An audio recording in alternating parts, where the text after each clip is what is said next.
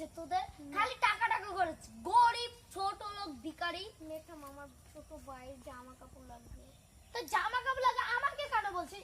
এখনো 1 তারিখ আসেনি, ঈদ চলে এসেছে, আমার কি ইয়ে করা লাগবে না? ছুটি দিলে ভালোই, তোমার ছোট ভাইটা লাগিয়ে কি করতে পারতাম। রান্না বান্না কি এত কথা কেন বলছিস? এই ও আমাদের বাড়ির কাজের লোক সামান্য, ও আমার সাথে এরকম করে কথা বলছে।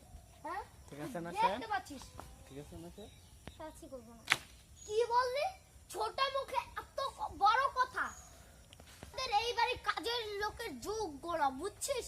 হ্যাঁ বল, যা এই কাজের থেকে এক্ষুনি বেরিয়ে যাবে। আমরা গরিবদের সাহায্যে আমরা কেমন বলবেন আপনি?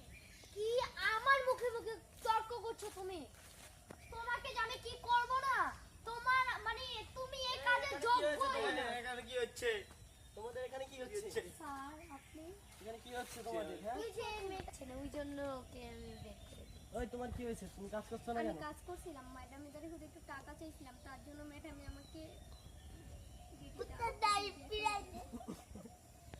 আমি তার দ্বারা টাকা চেয়েছিলাম আমার ভাইয়ের পোশাক কিনে দিব, তার জন্য সে আমাকে শুধু শুধু মারেছে থাপ্পড়। পুরো মাসে কি ঠিক মতন কাজ করেছো তুমি?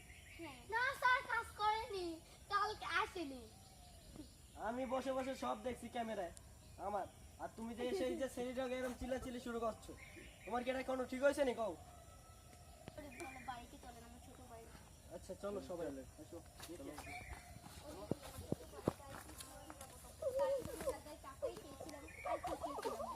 আপনি তাকে দেন না কেন? ঠিক আছে কাজ করে না? হ্যাঁ আজকে থেকে আমি আপনাকে বলবো। পোশাক আমি তার জন্য তো টাকাই চেয়েছিলাম আমার কাজের, আর তো আমি কিছু চাইনি।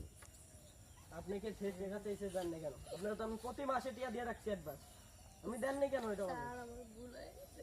ভুল হয়েছে মানে আগে ক্ষমা চান দ্বারে। দরকার নেই, তাই তো আমার মেধা নেই। এই যে আজকে থেকে আপনি সামান্য কর্মচারী।